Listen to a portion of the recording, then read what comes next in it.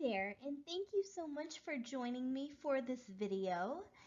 So this is the next video in our series looking at Module 3, which talks about basically ethical considerations when conducting psychological research.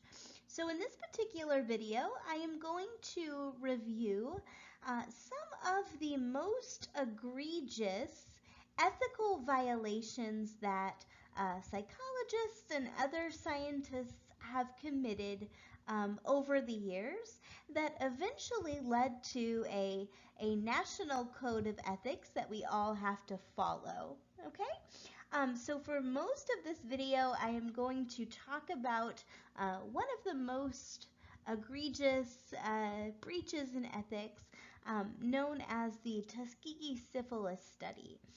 So you might be watching this video after watching the Deadly Deception video, or perhaps you're waiting to watch that documentary until after this video.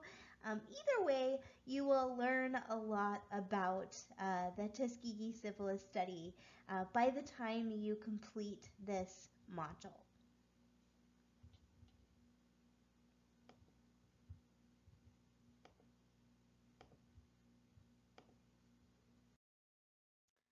Okay, so beginning in the 1930s, there was basically a surge in the number of cases of venereal disease in the United States.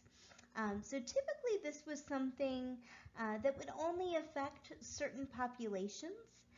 So for example, it was something that a lot of men in the military would experience. So in fact, the first national protocols for combating venereal disease were engineered by basically higher ups in the military. But in the 1930s, it became even more widespread, so much so that it was considered a national crisis. And particularly, there was concern about one of the most deadly venereal or sexually transmitted diseases called syphilis. So why is syphilis so dangerous? Well, if it is untreated, it can cause widespread symptoms throughout the body, most notably significant neurological damage. So it can cause everything from blindness and paralysis to stroke and numbness of the limbs, to skin lesions, whole organ system failure, dementia, and eventually death. Okay, so it's a very, very, very serious disease, particularly if left untreated. Okay, and like HIV and other sorts of diseases, it can also pass from mother to child during pregnancy. Okay, so this was a very, very significant concern pretty much around the country in the 1930s. So the U.S. Public Health Service decided to conduct a study on what happens in individuals who have contracted syphilis if the disease is left untreated. So this national study was conducted for 40 years from 1932 to 1972. And they chose to use a particularly vulnerable population for the study. So they recruited 400 low-income African American men from rural Tuskegee, Alabama, most of whom were illiterate sharecroppers. Okay? So they were never told, the participants were never told that they had syphilis. Okay? So instead, they were given sort of a generic name for their illness. So they were told, for example, that they have bad blood. Okay? But the researchers never stipulated what the cause of it was, and they never gave them the appropriate diagnosis. right?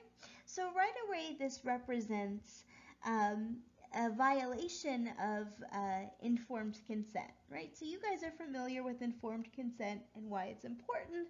Even before we talk about ethical principles in my next video, you know how important it is to inform participants about the nature of the study, and particularly any risks of the study. Um, and one of the most significant breaches of ethics here is that these men were not given the opportunity to consent to the study uh, with all of the information that they needed.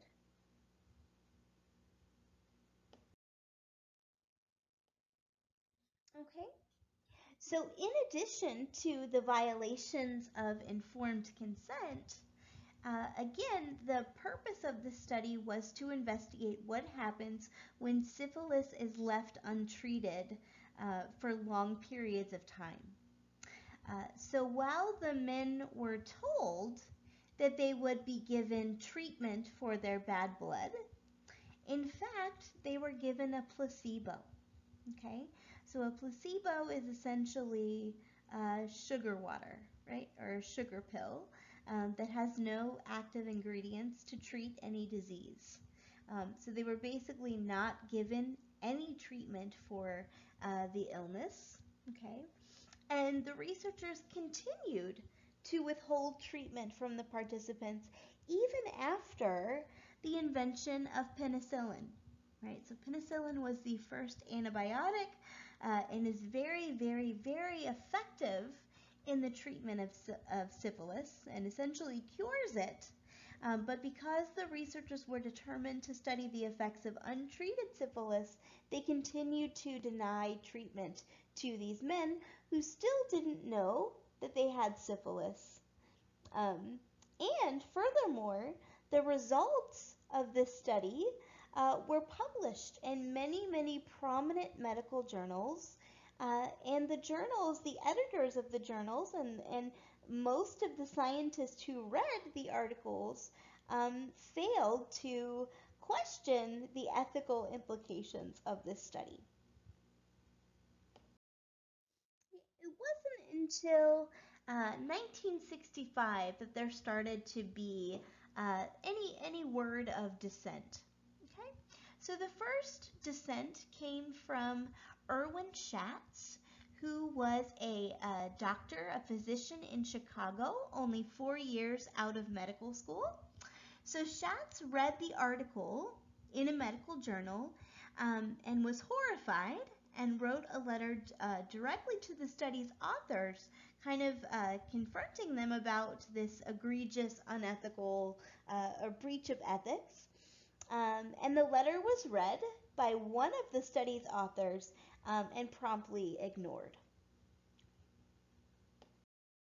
The second dissent came a year later from Peter Buxton, who was employed by the Public Health Service as a venereal disease investigator.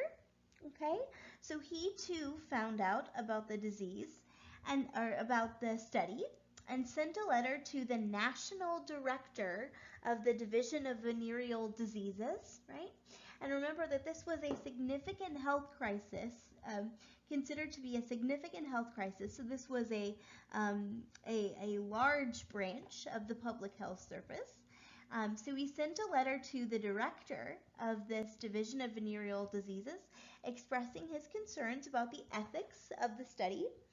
And the Center for Disease Control, which then was in charge of the syphilis study, um, kind of reaffirmed or doubled down on the need to consider or the need to complete the study.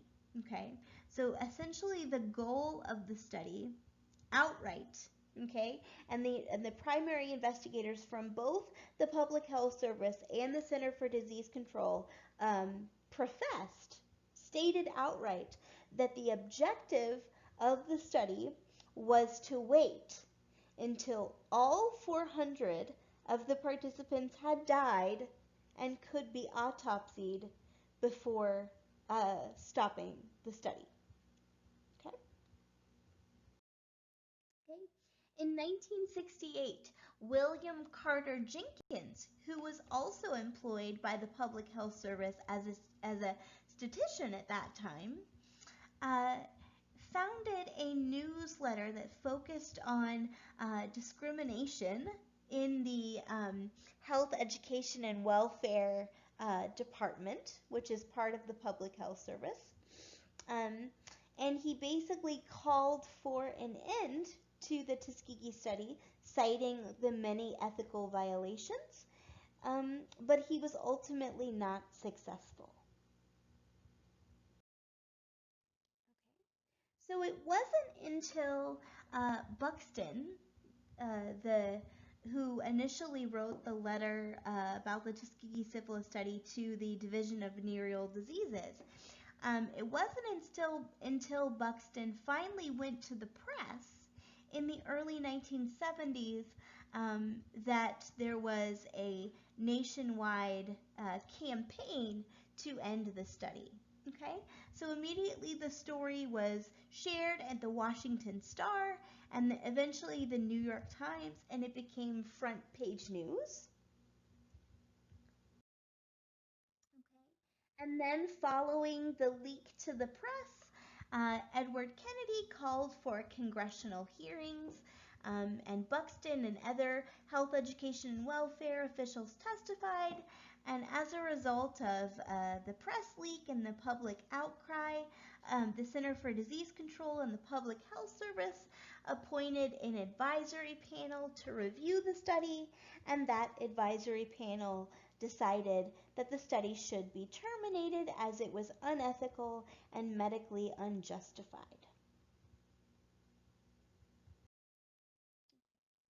So, as part of the settlement of a class action lawsuit that was filed by the NAACP on behalf of the participants and their descendants, the government paid $9 million adjusted for inflation and agreed to provide free medical treatment to all surviving participants and their family members that were impacted as a consequence of the study.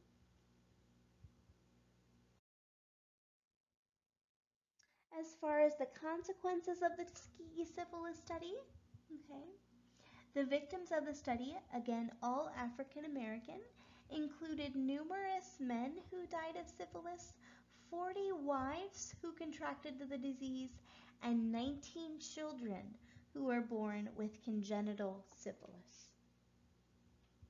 Okay. So ultimately, one of the most important outcomes of the study is it led to a National Commission for the Protection of Human Subjects of Biomedical and Behavioral Research and the National Research Act.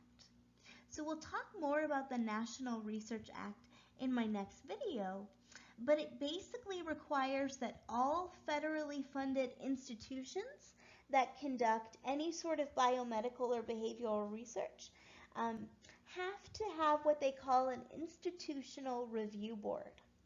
And the task of an institutional review board, or IRB, is to evaluate the ethical implications of a study to determine whether the participants are at risk or not. Okay, so we'll talk more about that in my next video. So one thing you will note when you watch the Deadly Deception documentary on the Tuskegee syphilis study is they talk about the play Miss Evers' Boys. And this was a play written by David Felshew, and it basically depicts the experiences of those involved in the Tuskegee syphilis study.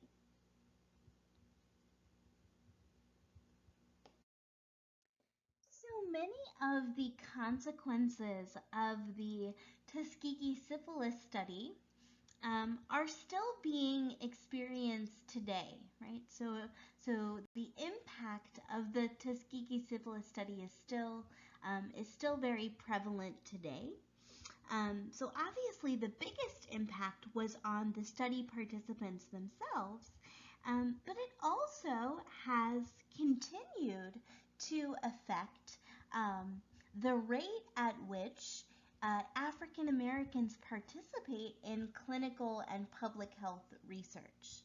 Um, so, Fremuth et al. In 2001, they published a paper that attempted to explore this issue in more detail.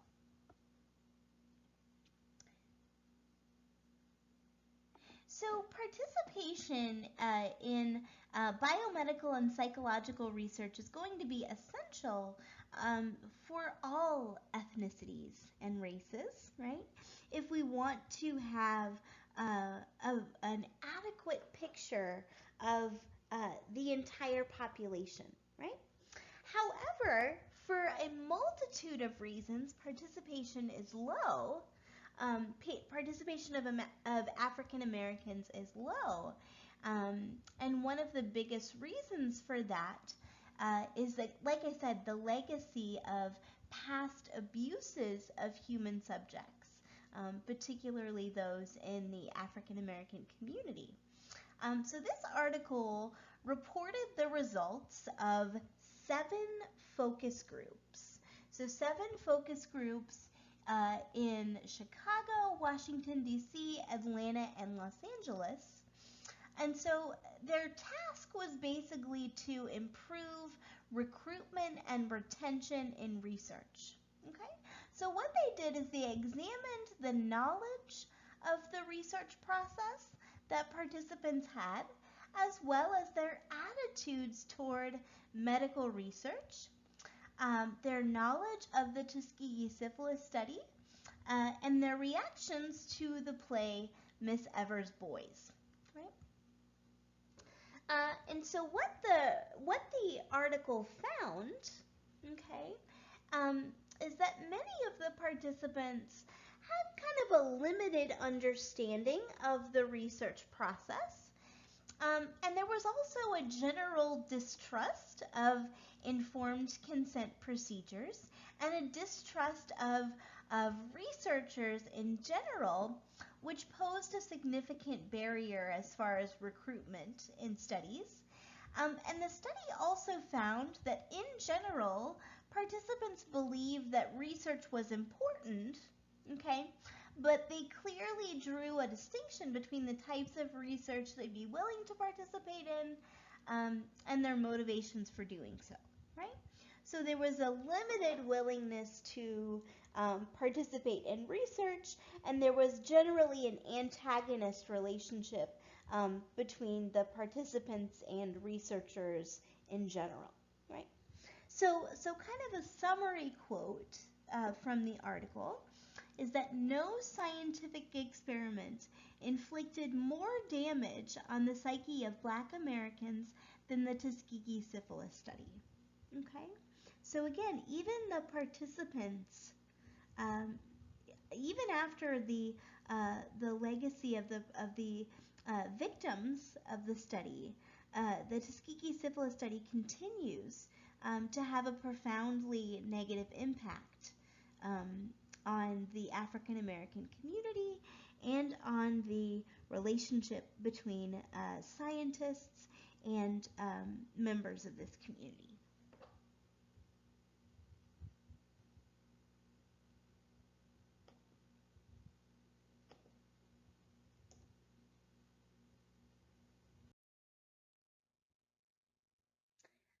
Okay, so now I'm going to share with you some other violations of ethics that have happened throughout history.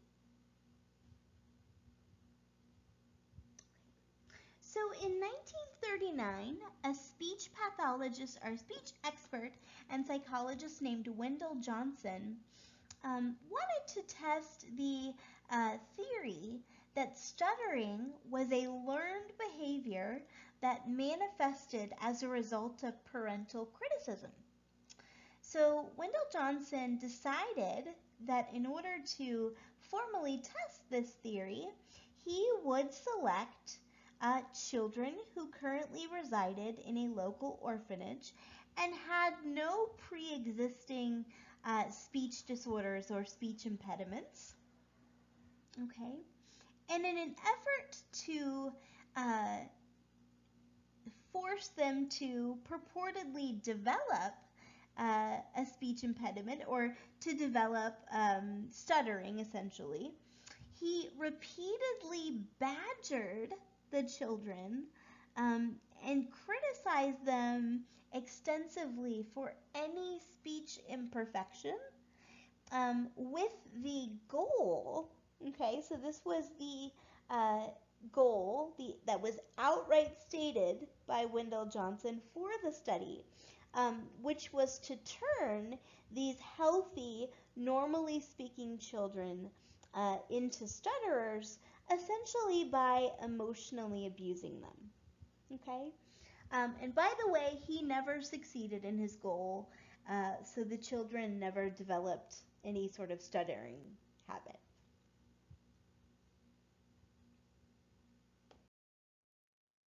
All right, so lastly, we have the Holmesburg prison study.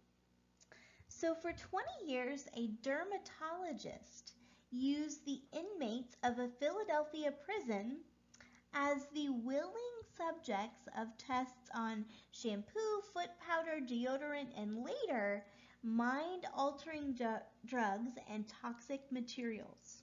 Okay?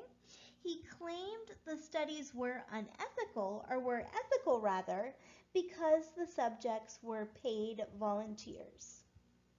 Okay?